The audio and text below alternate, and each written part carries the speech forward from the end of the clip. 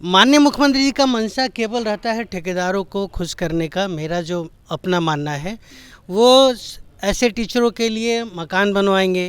बात है कि मैं पहले से कार्यरत हूँ, यहीं पटना में पढ़ा भी रहा हूँ, 2014 से पढ़ा रहा हूँ। तो मैं यहाँ पटना में 2014 से लगभग 10 साल से यहाँ रह रहा हूँ। मेरे बच्चे भी उसी विद्यालय में पढ़ते हैं जहाँ मैं पढ़ा रहा हूँ। अब मुझे ग्रामीण क्षेत्रों में पोस्टिंग होंगे, तो वैसी स्थिति में मैं ग्रामीण क्षेत्रों में रहूँगा या पटना में बच्चों के साथ रहूँगा, ये दुविधा मन में। नमस्कार दोस्तों, आप देख रहे हैं इस वक्त मगई न्यूज़ और मैं हूं आपके साथ दिव्या। इस वक्त हमारी मौजूदगी पटना में है और हम यहां पे जो गठबंधन की सरकार जो है ऐसी इतिहास रच रही है शिक्षकों के साथ कि देखने को मिल रहा है कुछ और ही नज़ारा। नियुक्ति पत्र बांटे हुए हैं और जो शिक्षाकर्मी हैं वो पहले से स्कूल में नियुक्ति उन्हें मिली हुई है, पढ़ा रहे हैं और फिर से उन्हें नियुक्ति पत्र बांटा गया है। तो जानना यह है कि आखिर जो पहले से कार्यरत हैं शिक्षक स्कूल में, तो उनके क्या इरादा है। अभी उनसे हम बात करेंगे। क्या नाम हुआ सर आपका? विनोद कुमार। कहाँ से हैं? हम पटना में ही हैं। सर आपको मतलब आपका क्या नीति है सरकार से, गठबंधन सरकार से आपको क्या मिला है? गठबंधन सरकार से तो हमको नियुक्ति पत्र दोबारा मिला है, 1 तारीख को ही हमको मिल गया। लेकिन आश्चर्यजनक बात है कि मैं पहले से कार्यरत हूँ, यहीं पटना में पढ़ा भी रहा हूँ, 2014 से पढ़ा रहा हूँ। और चूँकि राज्यकर्मी बनने के लिए मुझे बीपीएससी परीक्षा देनी पड़ी। मैंने अपने संघ का विरोध करते हुए, अपने साथी का विरोध करते हुए मुख्यमंत्री के आदेशानुसार मैं परीक्षा दिया, बीपीएससी क्वालिफाई कर गया, मुझे पटना ज़िला भी आवंटित हो गया। लेकिन ये कहा जा रहा है कि ग्रामीण क्षेत्रों में पोस्टिंग होगा, तो मैं यहाँ पटना में 2014 से लगभग 10 साल से यहाँ रह रहा हूँ। मेरे बच्चे भी उसी विद्यालय में पढ़ते हैं जहाँ मैं पढ़ा रहा हूँ। अब मुझे ग्रामीण क्षेत्रों में पोस्टिंग होंगे, तो वैसी स्थिति में मैं ग्रामीण क्षेत्रों में रहूँगा या पटना में बच्चों के साथ रहूँगा, ये दुविधा मन में मेरे ही नहीं, मेरे जैसे लगभग 28,500 जो नियोजित शिक्षक पहले से कार्यरत थे वो पास कर गए हैं। अब उनके मन में ये दुविधा है कि मुझे भी कहीं अन्यत्र मिलेगा। वो पहले से जहाँ कार्यरत है वहाँ सेटल हो चुके हैं, अगल बगल के विद्यालय में या उसी विद्यालय में अपने बच्चे को पढ़ा भी रहे हैं। खास करके महिलाओं के, पुरुष तो चले जाएंगे लेकिन महिलाएं ग्रामीण क्षेत्रों में कैसे जाएंगी, कैसे रहेंगे। एक तरफ वो उनके बच्चे पटना में पढ़ रहे हैं, दूसरी तरफ वो ग्रामीण क्षेत्रों में जाएंगे पढ़ाने के लिए। मुख्यमंत्री से मेरा यही एकमात्र मांग है कि मुझे जहां मैं कार्यरत हूं पहले से, मुझे वहीं नियुक्ति किया जाए। तो मतलब आपका यही कहना है और तेजस्वी यादव से और मुख्यमंत्री से कि आपका जो पहले से जहां आप पढ़ा रहे हैं उसी स्कूल में आपको रखा जाए, जी। दूसरे जगह दूसरे ग्रामीण में आपको नहीं भेजा जाए, जी। तो मतलब कि आपका क्या ये है कि आप दूसरे ग्रामीण में नहीं जाना चाहते हैं? जाने के लिए तो मैं तैयार हूँ। तो फिर दिक्कत क्या है आपको? फिर बीपीएससी गजटेड ऑफिसर का एग्जाम लेती है, मैं +2 टीचर हूँ, उसका बेसिक 47,700 है। ये दे कितना रहे हैं? मात्र 32,000 दे रहे हैं। वो हमको 47,700 दे दे और जहाँ कहेंगे जाने के लिए, बिहार के कटिहार, किशनगंज, अररिया में, वहाँ जाने के लिए तैयार हूँ।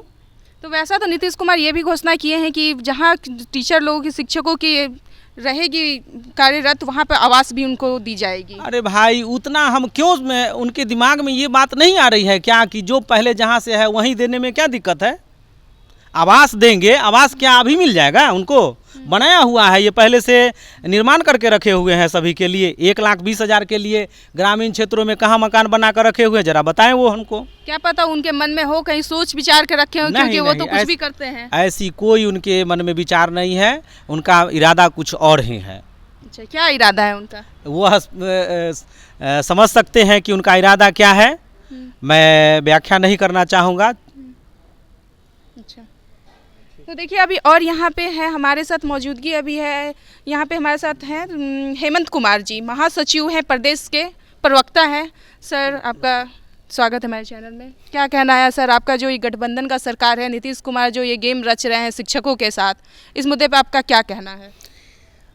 नीतीश कुमार जी, माननीय मुख्यमंत्री जी ने जो अभी 1,20,000 का क्रेडिट लिया है कि हमने शिक्षा का बहाली दिया शिक्षकों को, जिसमें 28,500 ऐसे नियोजित शिक्षक हैं जो पहले से कार्यरत थे, उनको भी आपने नौकरी दिया। समस्या ये है कि उन्हें आप जो 2014 से काम कर रहे हैं उन्हें आप दूसरे स्कूल में भेज रहे हैं और ये स्कूल में खाली होगा, यहाँ आप किसी और को भेजेंगे, खाली तो छोड़ेंगे नहीं। तो क्यों नहीं, माननीय मुख्यमंत्री जी से मेरा भी आग्रह रहेगा कि जो टीचर जहाँ पढ़ा रहे हैं उनको अभी वहीं दिया जाए और फिर जैसे जैसे आपका आएगा आप करते जाइएगा अपना। आपको लगेगा कि हाँ उनका समय आ गया ट्रांसफ़र पोस्टिंग का, ट्रांसफ़र पोस्टिंग आप कर दीजिएगा। माननीय मुख्यमंत्री जी का मंशा केवल रहता है ठेकेदारों को खुश करने का। मेरा जो अपना मानना है वो ऐसे टीचरों के लिए मकान बनवाएंगे। अब मकान कितने सालों में बनेगा, जो वो करे कि मकान देंगे, तब तक कितने टीचर रिटायर हो जाएंगे। तो समस्या तो वही है। अगर आप देना चाहते हैं सच में बिहार के लोगों को जो नियोजित शिक्षक हैं, तो वहीं उनको रहने दे पोस्टिंग। बहुत से हैं, महिलाएं हैं, ऐसी विकलांग हैं, ऐसे बहुत से टीचर हैं जो अपना परिवार यहाँ पाले हुए हैं, उनको कहीं और भेजने का क्या मकसद है? हो सकता है सर मकसद उनका होगा मुख्यमंत्री जी का कि जो पहले से कार्यरत है जो स्कूल में वो अच्छा टीचर हो और उनको दूसरे जगह इसलिए हो सकता है भेज रहे होंगे कि इनको ज़्यादा नॉलेज होगा और दूसरे जगह ग्रामीण में जाएंगे तो वहाँ जो विद्यार्थी होंगे उनको उनसे ज़्यादा कुछ सीखने को मिले, उनमें कुछ अच्छा दिखा होगा, इसीलिए हो सकता है दूसरी बार उनको नियुक्ति पत्र दिए होंगे। अच्छाई का पैमाना क्या है? अगर वो अच्छा टीचर उनको मानते तो उनको बीपीएससी का एग्ज़ाम में बैठने का ज़रूरत ही नहीं था। वैसे ही उनके एक्सपीरियंस पे उनको वो दे देते, राष्ट्रपति का कार्यक्रम दे देते उनको उन्होंने बीपीएससी के थ्रू एग्ज़ाम लिया। तो जो नए बंदे बीपीएससी क्वालिफाई किए वो काबिल तो हैं, तभी तो वो क्वालिफाई किए ना। 8 लाख बच्चे, 8 लाख नहीं, करीब 8 लाख के अप्लाई किए थे, जिसमें 1,22,000 आए, तो काबिल तो हैं, चुन के आए ना। तो आप बिना उनको मौका दिए हुए ये कैसे मान लिए खुद से कि जो पढ़ा रहे हैं वो काबिल हैं, जो नहीं नए आए इतने काबिल नहीं हैं? तो ये मंशा नहीं है उनकी। मंशा साफ कभी भी उनका नहीं रहा है, क्योंकि वो इतने प्रेशर में हैं, इतने प्रेशर में है कि सुबह उठते हैं उनको याद नहीं रहता है कि आज मुझे क्या करना है, कहाँ जाना है, किनके पास नहीं कोई मिलता है, किसी के यहाँ गाड़ी घुमा देते हैं और पहुँच जा रहे हैं। तो माननीय मुख्यमंत्री जी की मंशा वो नहीं है।